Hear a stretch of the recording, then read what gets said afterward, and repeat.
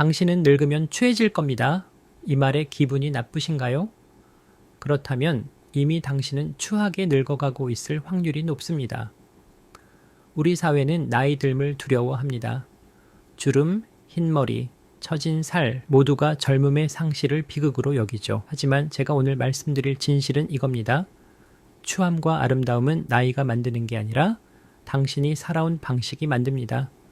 70인데 만나면 언니, 오빠 하고 싶은 사람이 있습니다. 반대로 50대인데도 어르신, 제가 먼저 일어나겠습니다 하고 도망치고 싶은 사람이 있죠. 이건 외모의 문제가 아닙니다. 존재 자체가 풍기는 냄새의 문제입니다. 프랑스의 심리학자 폴 투르니에는 이렇게 말했습니다. 노년은 인생의 마지막 장이 아니라 평생 써온 소설의 결말이다. 당신이 40년간 어떤 문장을 써왔는지 그게 지금 당신 얼굴에 새겨지고 있습니다. 오늘 이 영상에서는 늙어서 추해지는 사람과 아름다워지는 사람을 가르는 세 가지 결정적 차이를 해부하겠습니다. 그리고 5분마다 당신이 예상하지 못한 반전을 준비했습니다. 자, 시작하기 전에 하나만 약속하세요. 나는 절대 저런 사람 아니야 라고 방어하지 마세요. 오늘 이 영상은 거울입니다. 당신을 비난하는 게 아니라 당신을 비추는 겁니다. 준비되셨습니까? 자, 첫 번째 질문입니다. 당신은 하루에 몇 번이나 웃습니까? 이 질문에 글쎄요 하고 망설이셨다면 축하합니다. 당신은 이미 얼굴이 굳어가고 있습니다. 여기 충격적인 연구 결과가 있습니다. 캘리포니아 대학교 심리학과 연구팀이 60대 이상 노인 300명의 얼굴을 분석했습니다. 결과는 놀라웠습니다. 나이가 들수록 인상이 나빠지는 건 주름 때문이 아니라 굳은 표정근 때문이었다. 특히 입꼬리와 미간. 이 두 부위가 평생 어떤 감정을 반복했는지에 따라 60대 이후의 인상이 완전히 달라졌습니다. 즉, 당신이 40년간 불평하며 살았다면 이미 당신의 미간에는 불평의 주름이 새겨진 겁니다. 웃으며 살았다면 입꼬리에 웃음의 주름이 새겨졌겠죠. 그런데 여기서 반전이 있습니다. 웃음 주름이 있는 사람이 더 추할 수도 있다. 왜냐? 가짜 웃음을 평생 지은 사람의 주름은 진짜 웃음을 지은 사람의 주름과 다릅니다. 뇌과학자 폴 에크만의 연구에 따르면 진짜 웃음은 눈가 근육까지 움직입니다. 하지만 가짜 웃음은 입만 움직이죠. 평생 참고 웃은 사람의 얼굴에는 눈은 죽어 있고 입만 웃는 기괴한 표정이 새겨집니다. 이게 바로 늙어서 추해지는 사람의 첫 번째 신호입니다. 거짓된 감정을 평생 연기한 얼굴. 당신은 평생 진심으로 웃었습니까? 아니면 참고 웃었습니까? 자, 이제 본격적으로 늙어서 추해지는 사람의 세 가지 유형을 해부하겠습니다. 첫 번째 유형. 이 유형의 사람은 입버릇이 있습니다. 내가 뭘 잘못했어? 다 내 탓이야. 그래. 나는 희생했는데 아무도 몰라줘. 겉으로는 겸손해 보입니다. 하지만 속을 들여다보면 세상에서 가장 오만한 사람입니다. 왜냐? 나는 잘못이 없다는 전제가 깔려 있으니까요. 예를 들어볼까요? 70대 김 여사. 남편은 일찍 세상을 떠났고 자식 셋을 혼자 키웠습니다. 나는 평생 희생했어. 애들 대학 보내려고 새벽부터 밤까지 일했지. 내 인생 그런 거 없었어. 이 말 사실입니다. 정말 희생했습니다. 하지만 문제는 그 희생을 빚으로 자식들에게 씌웠다는 겁니다. 내가 너희한테 얼마나 고생했는데 이 한마디가 자식들의 가슴에 박혔습니다. 감사가 아니라 죄책감으로요. 결국 자식들은 멀어졌습니다. 전화도 잘 안 받습니다. 김 여사는 또 말합니다. 요즘 애들은 부모 은혜를 몰라. 심리학에서는 이걸 피해자 삼각형이라고 부릅니다. 캐롤, 길리건의 연구에 따르면 피해자 역할에 고착된 사람은 자신의 선택을 부정합니다. 내가 선택한 게 아니야. 환경이 날 그렇게 만들었어. 하지만 진실은 다릅니다. 당신은 선택했습니다. 희생을 선택했고 그 희생을 무기로 삼는 것도 선택했습니다. 여기서 충격적인 반전 하나. 피해자 코스프레형은 사실 가장 공격적인 사람입니다. 왜냐? 눈물로, 한숨으로, 침묵으로 사람을 조종하거든요. 나는 괜찮아. 하지만 괜찮지 않다는 걸 온몸으로 표현합니다. 이게 바로 수동 공격성입니다. 직접 화를 내지 않지만 상대방을 죄책감으로 몰아넣는 가장 교묘한 폭력. 이런 사람의 얼굴에는 뭐가 새겨질까요? 입꼬리가 아래로 처진 한의 얼굴. 미간에는 깊은 주름. 눈빛은 늘 서글프고 입술은 꽉 다물어져 있습니다. 심지어 말할 때도 목소리에 원망이 묻어납니다. 20대에는 불쌍한 사람으로 보였지만 70대에는 같이 밥 먹으면 체하는 사람이 됩니다. 왜냐? 하는 전염되거든요. 만나면 언니, 요즘 어때? 물어보고 싶은 사람이 있는 반면 또 무슨 하소연 들어야 하나? 싶어서 전화를 안 받게 되는 사람도 있죠. 자, 지금까지 늙어서 추해지는 사람의 첫 번째 유형 피해자 코스프레형을 봤습니다. 당신 주변에 이런 사람 있나요? 아니면 당신이 그 사람인가요? 괜찮습니다. 아직 늦지 않았습니다. 이 영상의 마지막 부분에서 변화의 방법을 알려드릴 테니까요. 하지만 그 전에 더 무서운 유형이 남아 있습니다. 두 번째 유형은 더 교묘합니다. 왜냐면 본인도 모르거든요. 이 유형은 겉으로 보면 훌륭합니다. 집은 늘 깨끗하고 옷은 단정하고 말도 정돈되어 있습니다. 하지만 이 사람과 5분만 대화해 보세요. 숨이 막힙니다. 왜냐면 이 사람의 대화에는 늘 평가가 들어가거든요. 요즘 젊은 사람들은 왜 이렇게 예의가 없어?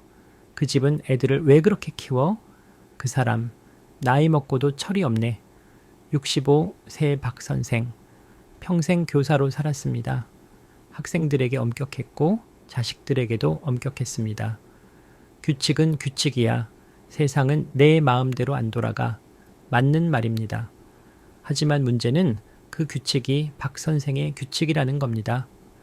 예를 들어 아들이 이혼했습니다. 박 선생은 말합니다. 내가 그러지 말라고 했잖아. 내 말 안 듣더니 꼴 좋다. 아들은 힘들어서 찾아왔는데 돌아온 건 나는 옳았다는 선언이었습니다. 심리학에서는 이걸 경직된 초자라고 부릅니다. 프로이트의 이론에 따르면 초자아는 도덕과 규칙을 담당합니다. 하지만 이게 과도하게 발달하면 세상을 옳고 그름으로만 나눕니다. 그리고 당연히 자신은 늘 오른쪽에 있다고 믿죠. 여기서 반전. 완벽주의자는 사실 가장 불안한 사람입니다. 왜 그럴까요? 심리학자 캐런 호나이의 연구를 보면 완벽주의는 통제 욕구에서 나옵니다. 내가 모든 걸 완벽하게 하면 세상은 나를 공격하지 않을 거야. 즉, 완벽주의는 방어 기제입니다. 그런데 나이가 들면서 뭐가 일어날까요? 통제할 수 없는 것들이 늘어납니다. 몸은 말을 안 듣고 자식은 제 맘대로 살고 세상은 박 선생의 기준과 점점 멀어집니다. 그러면 이 사람은 어떻게 반응할까요? 더 강하게 통제하려 듭니다. 요즘 세상이 왜 이래? 내 때는 안 그랬는데.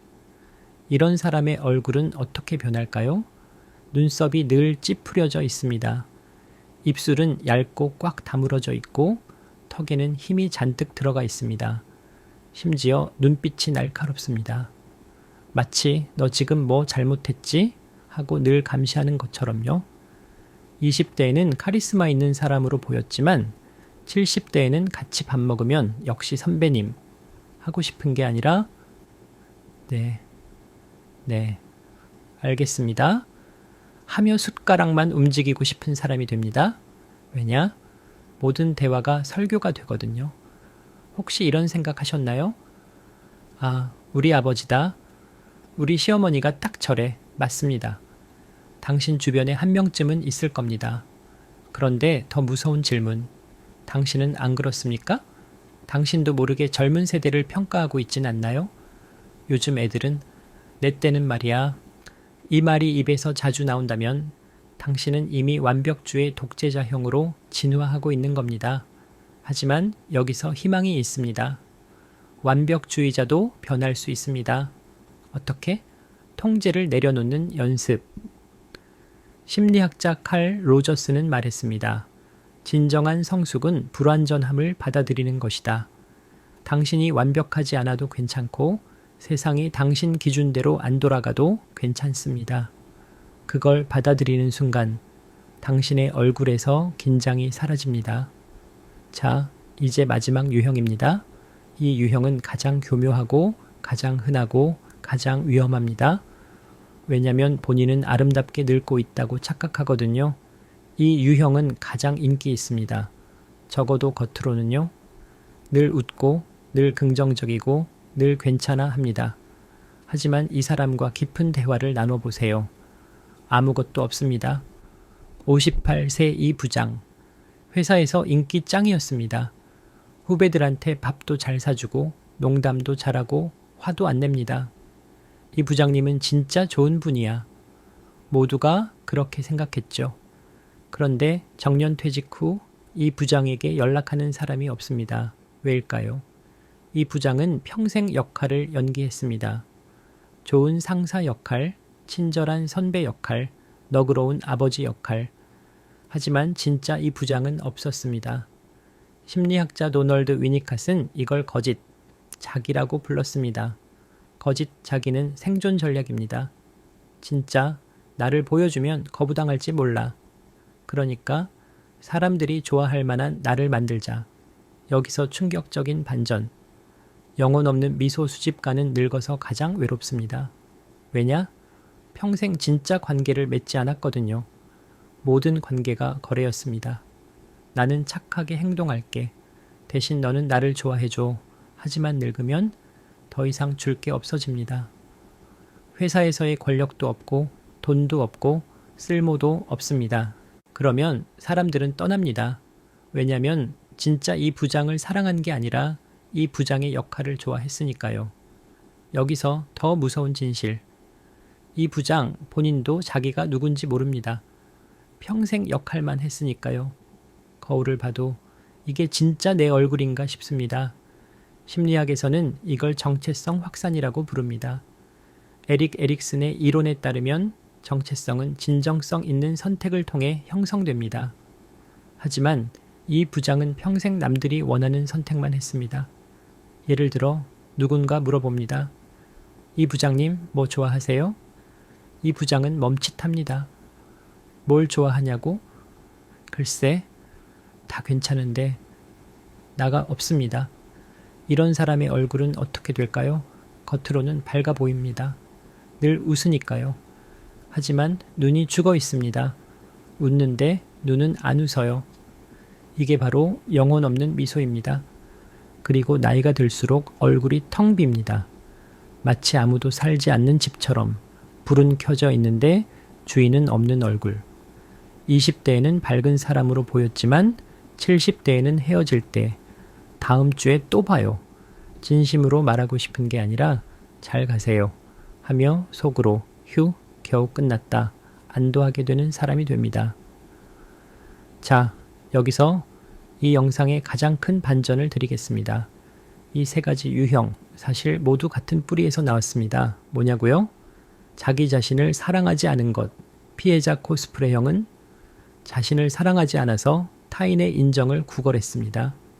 완벽주의 독재자형은 자신을 사랑하지 않아서 완벽해져야 가치 있다고 믿었습니다.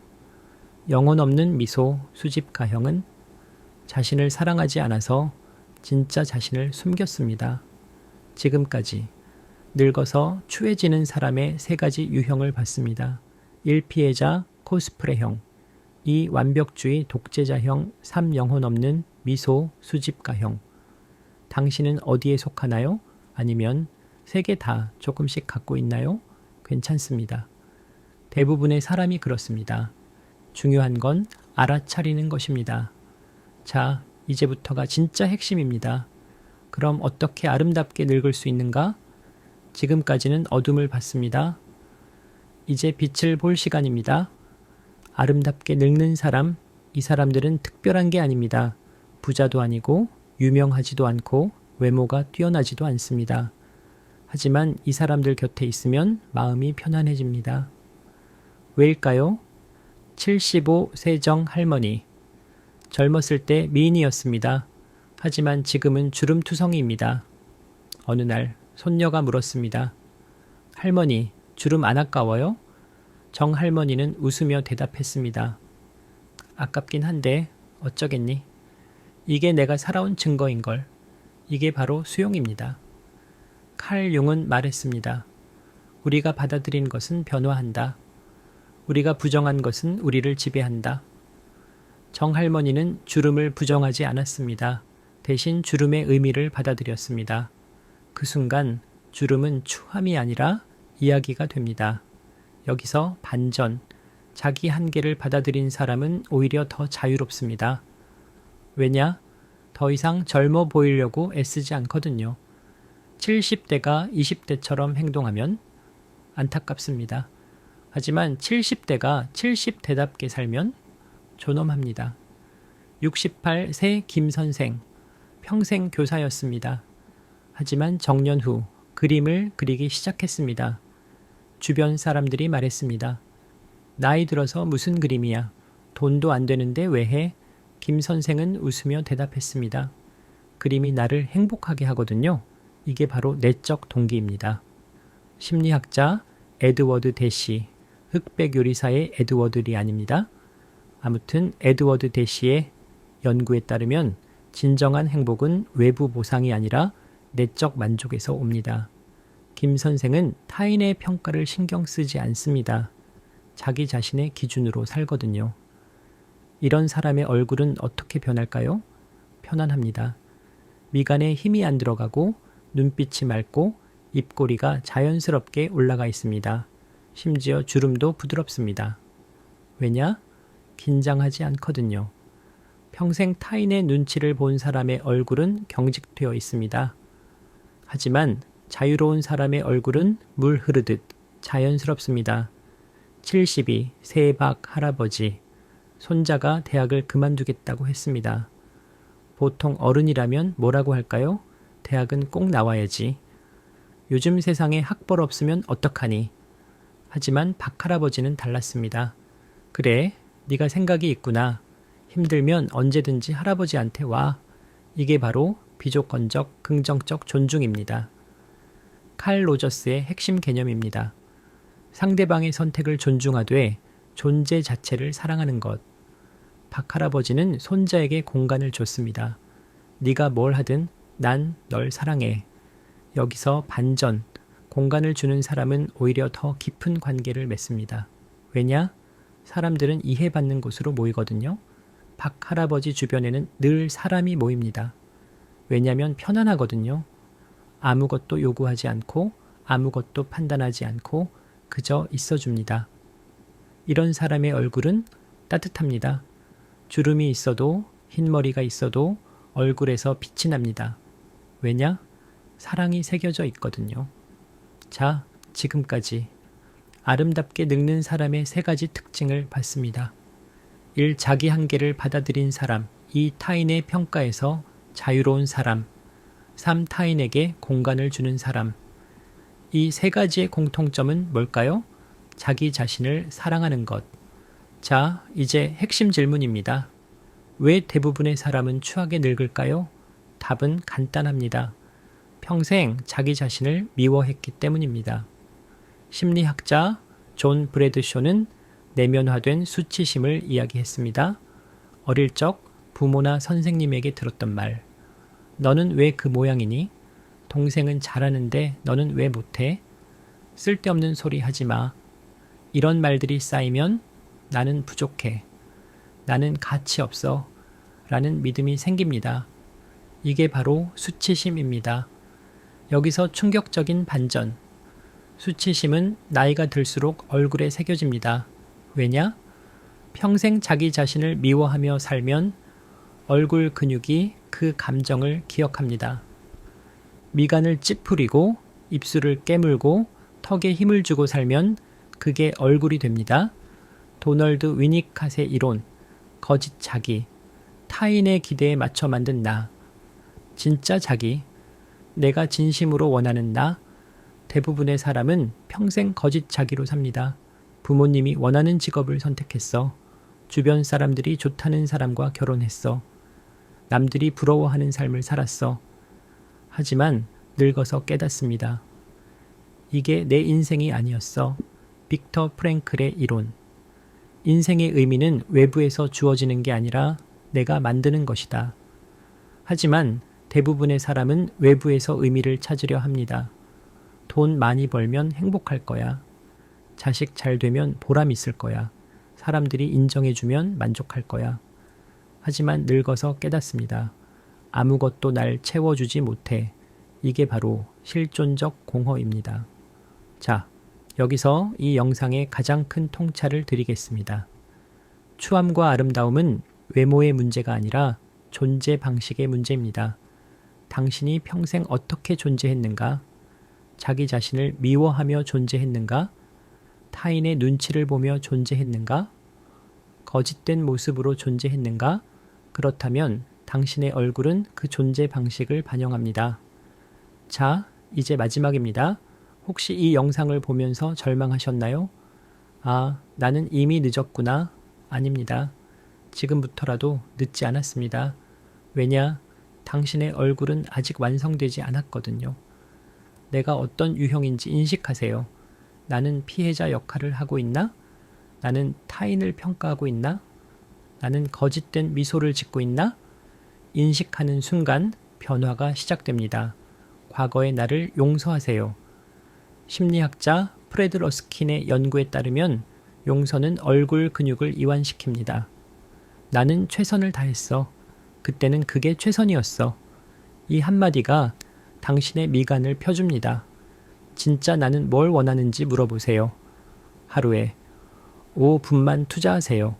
조용한 곳에 앉아서 자기 자신에게 물어보세요. 나는 지금 행복한가? 나는 진심으로 뭘 원하나?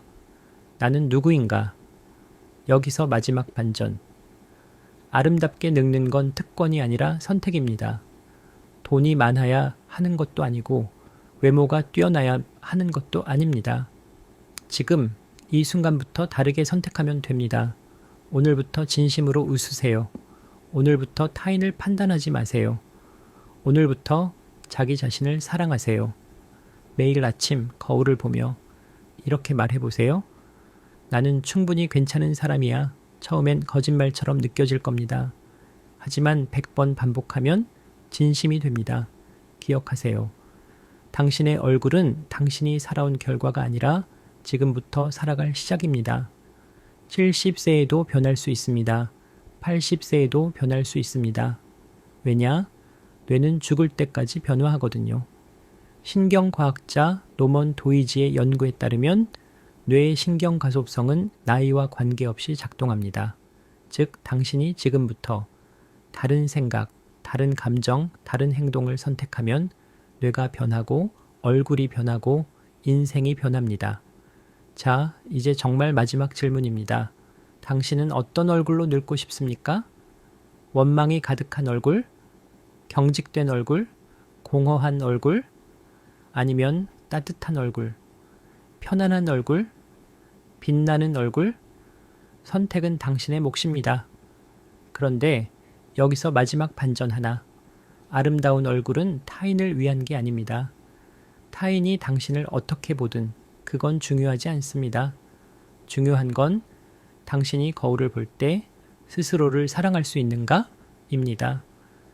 이 영상을 보신 당신에게 마지막으로 이 말을 드리고 싶습니다. 당신은 이미 충분히 아름답습니다. 지금 이 순간에도요. 다만 그걸 믿지 못했을 뿐입니다. 이제 믿으세요. 그리고 선택하세요. 오늘부터 아름답게 늙기로. 이 영상이 도움이 되셨다면 댓글로 당신의 이야기를 들려주세요. 나는 어떤 얼굴로 늙고 싶다. 그리고 함께 응원합시다. 우리 모두 빛나는 얼굴로 늙어갑시다.